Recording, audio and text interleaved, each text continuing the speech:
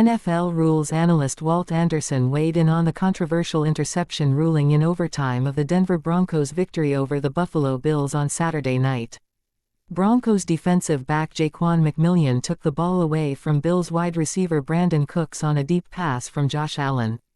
It appeared that Cooks had come down with the ball and that McMillian had taken it away after Cooks completed the catch. But NFL officials ruled that McMillian had intercepted the pass and created the turnover. Denver came down the field and scored the game-winning field goal to advance to the AFC Championship game. Anderson appeared on the NFL Network and explained that Cooks never had complete control of the ball as he hit the ground, and because the ball was still loose in his arms, McMillian was able to secure it for the interception. He also addressed the issue of why there was no proper explanation of the play. Head referee Carl Cheffers didn't address the play to the crowd or the TV audience. Anderson said replay assistant and officials in New York reviewed the play quickly and made the call. Replay has all of these angles to take a look and see, was the ruling on the field wrong, or was the ruling on the field correct?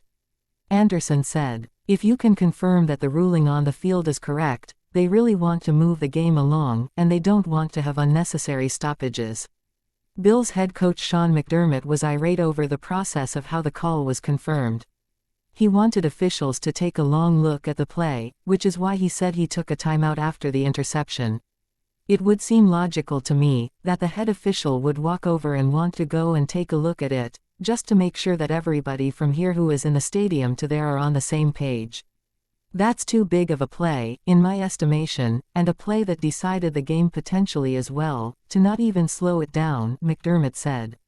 It's hard for me to understand why it was ruled the way it was ruled. If it is ruled that way, then why wasn't it slowed down just to make sure that we have this right?